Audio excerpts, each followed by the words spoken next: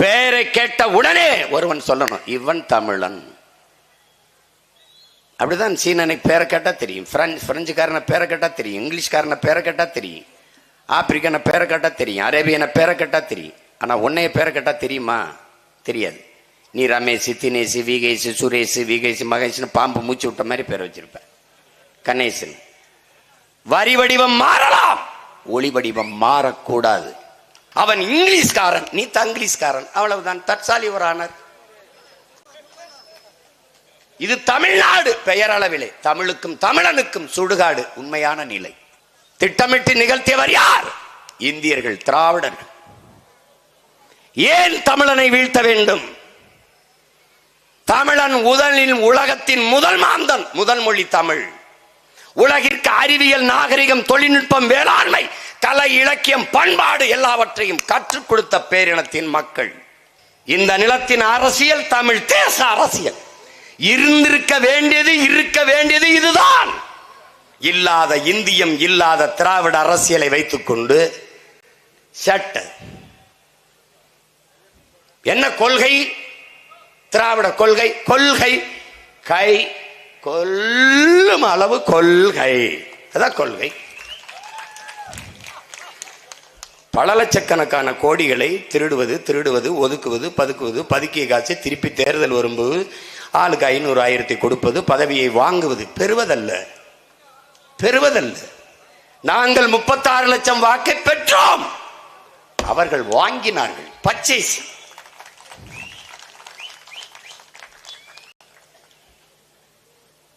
நாங்கள் என்ன செய்வோம் என்று என் மக்களுக்கு சொன்னோம். கருத்தியல் புரட்சியின் மூலமாக என் மக்கள்கிட்ட எடுத்து சொல்றேன். நாங்கள் வந்தால் என்ன நடக்கும்? அனைவருக்கும் சரியான, சமமான, தரமான கல்வி இலவசம். ஏழை, பணக்காரன், உயர்ந்த சாதி, தாழ்ந்த சாதி, பாகுபாடற்ற சரியான சமமான கல்வி இலவசம். தனியார் பள்ளிகளை நோக்கி என் பிள்ளைகள், எங்கள் பிஞ்சுகள் படையெடுக்கிற காலத்தை முற்று வைப்போம். அரசு பள்ளி கல்லூரிகளை நோக்கி என் அரும் பிஞ்சுகள், என் தம்பி தங்கைகள், எங்கள் குழந்தைகள் தேடி ஓடி வருவார்கள். ஏன்? உலகத்தின் தலை சிறந்த கல்வி, ஆக சிறந்த கல்வியை எங்கள் பிள்ளைகளுக்கு நாங்கள் கொடுப்போம். ஒரு சட்டம், பெற்றுக் கொடுங்கள் பிள்ளைகளை. கற்றுக் கொடுக்கிறோம் நாங்கள். பிள்ளைகள் உங்கள் வீட்டின் செல்வங்கள் அல்ல, தமிழ் தேசிய நாட்டின் செல்வங்கள். நாங்கள் கற்றுக் கொடுக்கிறோம். ₹1 கல்வி, ஆரம்ப கல்வி, ஆராய்ச்சி கல்வி வரை இலவசம். நீட்டு வேற எங்கேயாவது நீட்டு சட்டம். அவர் இந்தியாவை மதிக்கவில்லை. இந்தியாவிற்குள் தான் தமிழ்நாடு இருக்கிறதா? உங்கள் மகன் சீமான் இவ்வளவு காலம் இந்தியாவுக்குள் தான் தமிழ்நாடு இருந்ததா? பதிலாற்று இருக்கு. நான் இந்தியனா தமிழனா? இந்தியன். இந்தியன் என்றால் எனக்கான உரிமை என்ன இருக்கிறது? காவிரியில் நதிநீர், கச்சத்தீவில் என் உரிமை, முல்லை பெரியாற்றில் என் நதிநீர் உரிமை, என்னுடைய கல்வி உரிமை, என்னுடைய வரி உரிமை என்ன இருக்கிறது எனக்கு? எப்போது நான் இந்தியன்? இந்திய கடலுக்குள் 850 மீனவன் சுட்டுக் கொல்லப்பட்டான் இலங்கை கடற்படை ராணுவத்தாரே. சத்து மிழுந்த மீனவன் இந்திய மீனவன் என்று ஏன் ஒரு நாடும் ஏடும் பதிவு செய்யவில்லை? செத்து விழுந்தவன் தமிழ் மீனவன் என்று எழுதினீர்கள், பேசினீர்கள். அந்த இடத்திலே அருமை பெருமக்களே, உங்கள் இந்திய தேசியம் செத்து தமிழ் தேசியம் பிறந்து விட்டது. நான் இந்தியன் இல்லை, நான் தமிழன் என்று நீங்களே பறைசாற்றி விட்டீர்கள். That's all your honor. That's all. நாங்கெல்லாம் திராவிடர்கள். அப்படியா? காவிரியில தண்ணி இருக்கும்போது திராவிடம் அடிச்சு ஏன் வரட்டுறான்? சொந்த சகோதர, சொந்த இன மக்களை ஏன் வரட்டுறான்? எப்போது வந்தது திராவிடம்? திராவிட மொழி குடும்பம் எது? கன்னடம், தெலுங்கு, மலையாளம், துளு. என் தாய் யாரு? தமிழ். அப்ப நீ என்ன சொல்லியிருக்கும்? தமிழிய மொழி குடும்பம் அப்படிதான் சொல்லியிருக்கும். எங்கிருந்து வந்தது திராவிடம்? இவன் என்ன சொல்லுவான் தெரியுமில்ல? தமிழ்ல இருந்து தான் திராவிடம். தமிழ் திரிஞ்சு, நல்ல கவனி, தமிழ் திரிஞ்சு திரம்ளம் திரம்ளம் தமிழம் திரவிடம் திரவிடம் அப்படி திராவிடம் ஆயிடுச்சு. நான் திரிஞ்ச பாலையே பயன்படுத்த மாட்டேன், திரிஞ்ச என் மொழியை பயன்படுத்தணும். நான் என்ன மாய்த்துக்கிட்டா ஒரு முகமுடி இந்தியன்னு போடணும், அதை கிழிக்கணும். அப்புறம் திராவிடன்னு போடணும், அதை கழட்டணும். அப்புறம் முத்தரையர்னு போடணும், அதை கழட்டணும். அப்புறம் நாடார்னு போடணும், அதை கழட்டணும். அப்புறம் தேவர்னு போடணும், அதை கழட்டணும். அப்புறம் கோணார்னு போடணும், அதை கட்டணும். எல்லாத்தையும் கழட்ட வேண்டிய. இல்லை நீ இந்து, இந்த சந்துக்களை வச்சு அடிப்பான், அதை கழட்டணும். அப்புறம் இஸ்லாம், இல்லை அதை கழட்டணும். அப்புறம் கிறிஸ்தவன், அதை கழட்டணும். இவ்வளவன் கலட்டி நான் தமிழன் இல்லப்பா, நான் தமிழன். எப்படி இருக்கு? ஏண்டா எங்களுக்கு மட்டும் இவ்வளவு கொடுமை இருக்கு? நான் பிறப்பிலிருந்து இறப்பு வரை தமிழன். இந்த நிலத்தை விட்டு இதே இடம், இதே திருமயம் அரிமளத்தில் இருந்து, தமிழ்நாட்டில் இருந்து தாண்டி இந்தியாவில் எந்த மாநிலத்திற்கு நீ போனாலும், நீ யார்? கேரளாவில் போய் நின்று ஹூ ஆர் யூ, நீங்க யாருங்க? இல்லைங்க நான் முத்தரையருங்க, இல்லை நான் தேவருங்க, இல்லை நான் கோணாருங்க, இல்லை நான் கவுண்டரு, இல்லை நான் செட்டியாரு சொல்லிப்பார். பாண்டி, ஒரே வார்த்தை அவனுக்கு, நீ பாண்டி தான். ஆந்திராவுக்கு போ, கர்நாடகா போ. ஏடா அவன் அடிக்கிறவன் உன்னை தமிழன் தான்டா அடிக்கிறான். ஆமா தமிழன் சொன்னா உனக்கு வலிக்குது. அவன் தேவரை பார்த்து அடி, அங்க தண்ணி இருக்கிற கோணாரா பார்த்து அடிக்கல ராஜா. தண்ணி என்றால் தமிழன்.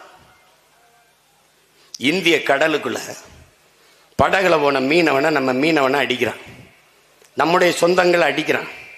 யார் அடிக்கிறா? இலங்கை கடற்படை இராணுவத்துக்கு உள்ள சீனை நிற்கிறான். சீனை அடிக்கும்போது இவன் என்ன சொல்றான்? இவன் சொல்றான், பிளடி இண்டியன்ஸ், ஃபூல் தமிழியன்ஸ் அப்படிங்கிறான். அவன் அந்த சிங்களம் தடுக்கிறான். No no no no no no, they are all Prabhakaran relations. எப்படி சொல்றான்? பிளடி இண்டியன், ஃபூல் தமிழியன்ஸ் அடிச்சான். அப்ப சிங்களம் தடுக்கிறான், சீனனை தடுத்து சொல்றான், no no, they are all Prabhakaran relations. Yes, we are all Prabhakaran relations. இன்னும் ராஜீவ்காந்தி பேரை சொல்லி ஓட்டுக்கு நான் கூப்பிட்டேன் காங்கிரஸுக்காங்களே. ராஜீவ்காந்தி பேரை சொல்லி ஓட்டு வாங்குற பார்ப்போம்.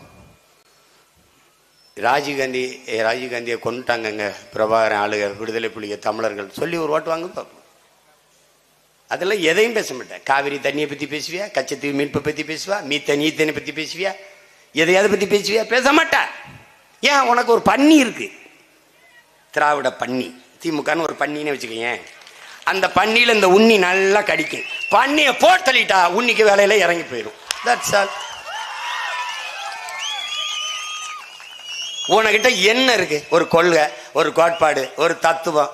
5 மணி நேரம் 50 மணி நேரம் இதே இடத்துல அரிமளத்திலிருந்து போயிட்டு இருக்க. நீ பேசு, ஒன்றும் கிடையாது. காசு வச்சிருக்க, தேர்தல் நேரத்தில் வீட்டுக்கு வீடு திருட்டுக்கோழி பிடிக்கிற மாதிரி.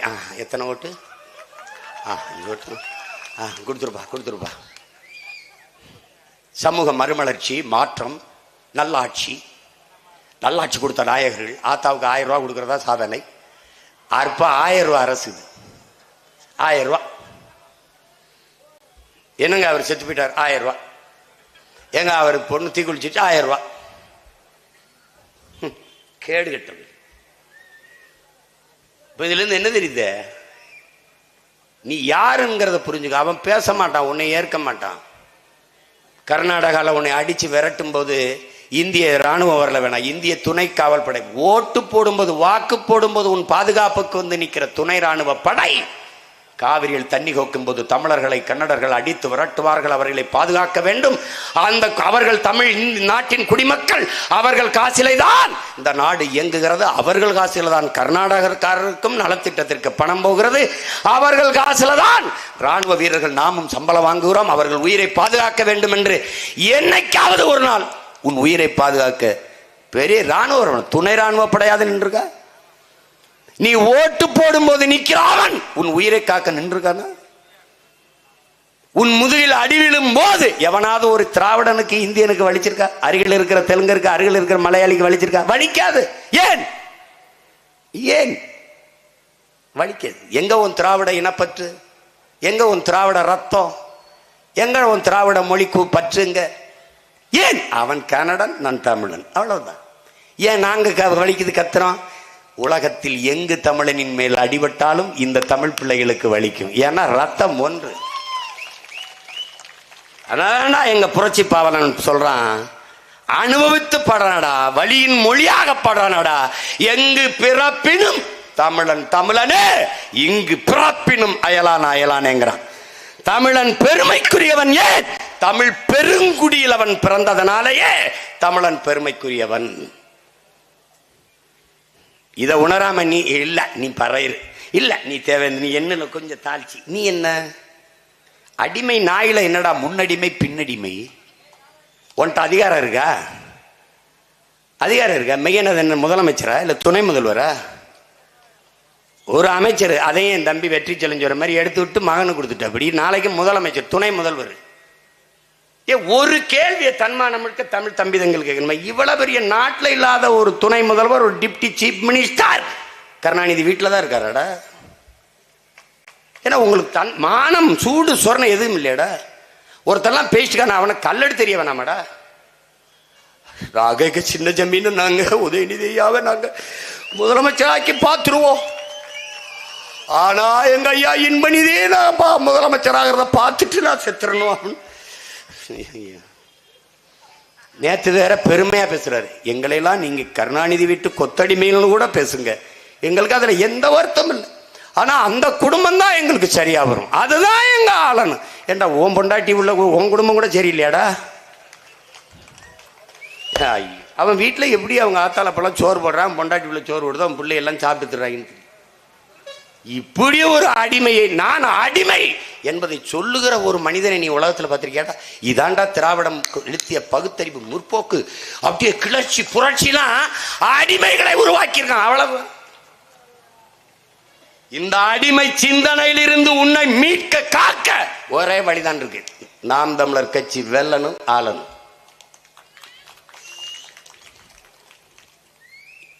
இந்த நாட்டின் முதலமைச்சர் இல்லை நாளை பதவி ஏற்க போற துணை முதலமைச்சர், இட ஒதுக்கீடு ரிசர்வேஷன் கோட்டா எதற்காக வந்தது? ஏன் வந்தது? எதற்காக இந்த இட ஒதுக்கீடு? சமூக நீதி என்றால் என்ன என்று ஒரு 10 நிமிடம் பேச சொல்லிடுறா, எழுதி படிக்காம. வெளிப்படையாக சவால் தான். இட ஒதுக்கீடுனா என்ன பேசிட சொல்லு. அது ஏன் கொண்டு வரப்பட்டது? உடனே எங்க ராசா பேசுவார், அது சொல்லக்கூடாது, அவர் பேசுவாரு. நீ பேசு ராசா, அவர் இல்லையே முதல்வர், அவர் இல்லையே துணை முதல்வர், நீ பேசு. வகுப்பு வாரி பிரதிநிதித்துவம் ஏன்? எது சமூக நீதி? பல ஆயிரம் ஆண்டுகளாக கல்வி மறுக்கப்பட்ட சமூகத்தின் மக்கள் நாங்கள். கல்வி கற்க கூடாது, மீறி படித்தால் வாயாலே தின்று வாயாலே மலம் கழிக்கும் வவ்வாலை போல வவ்வால் முகத்தை கொண்ட மைத்ராச ஜோதிகன் என்ற பேயாக அடுத்த ஜென்மத்தில் பிறப்பாய் என்று மனு தர்மம் எங்களை எழுதி வச்சு, அடுத்த ஜென்மத்தில் நீ நாயா போ பேயா போ, இப்பிறவியில் படித்து மனிதனா போ என்று எங்கள் முன்னவர்கள் படிக்க வைத்தார்கள். அப்படி படிக்க வைத்த பெருமக்களில் எங்கள் தாத்தா ரெட்டமலை சீனிவாசனும், அயோத்தியாச பண்டிதரும், MC ராஜாவும், பெருந்தலைவர் காமராஜரும், தெய்வ திருமகனும், எங்கள் பாட்டனார் வாவுசியும், எண்ணற்ற பெருமக்கள். ஒருத்தர் 2 பேர் இல்லை. எதையும் பேச மாட்டான். பெரியார் அப்பெரியார் பெரியார். எல்லா வேதனைக்கும் ஒரே மருந்து பிஜேபி காரனுக்கு ராமர். ஜெய் ஸ்ரீராம். எவனாவது ஒரு பிஜேபி காரன் இப்ப ஜெய் ஸ்ரீராம் சொல்றான், நான் படுறடே. ஏய் என் தம்பி தங்கச்சியில ஒரு ஏன் மார்க்கெட் இல்லை, கோயிலை வச்சு குருட்டிக்கிட்டு வண்டி ஓட்டிக்கிட்டு இருந்தான், கோயில் கட்டி முடிச்சாச்சு, முடிஞ்சிருச்சு, பிரச்சனை முடிஞ்சிருச்சு, முற்று பெற்றுச்சு. ராமர் கோயில் இருக்கிற தொகுதியில அகிலேஷ் யாதவ் ஒரு தாழ்த்தப்பட்ட ஒரு மகனை பொது தொகுதியில் நிறுத்தி வென்று விட்டார். கோயில் கட்டினவர் கோயந்தா வைத்தார். அதோட ராமர் மார்க்கெட் இல்லை. மார்க்கெட்டில் அதை நடிகனை வித்து யார் படம் எடுப்பா? எடுக்கல. யாராவது இப்ப ஜெய் ஸ்ரீராம் பேச சொல்லு. இதே எல்முருகன், அருமை சகோதரர் எல்முருகன், என்னங்க விலைவாசியில் அவர் ஜெய் ஸ்ரீராம் ஜெய் ஸ்ரீராம், என்னங்க அந்த பொண்ணு அப்படி கதற கற்பழிச்சு விட்டாங்க, ஜெய் ஸ்ரீராம் ஜெய் ஸ்ரீராம். பேட்டியில் இருக்குங்க அவர் சொல்லிட்டு ஓடுனது ஜெய் ஸ்ரீராம் ஜெய் ஸ்ரீராம். அது மாதிரி நீங்கள்லாம் உங்களுக்கு பிரச்சனை என்னன்னு தெரியாம வேலை இல்லை, ஜெய் ஸ்ரீராம் ஜெய் ஸ்ரீராம் 3 தடவை சொல்லு. பரிச்சை எழுத போறியா, அதெல்லாம் படிச்சுக்கிட்டு அது 300 தடவை ஜெய் ஸ்ரீராம் ஜெய் ஸ்ரீராம் ஜெய் ஸ்ரீராம் ஜெய் எழுதி வச்சுட்டு வா, பாஸ், நீ பாஸ்.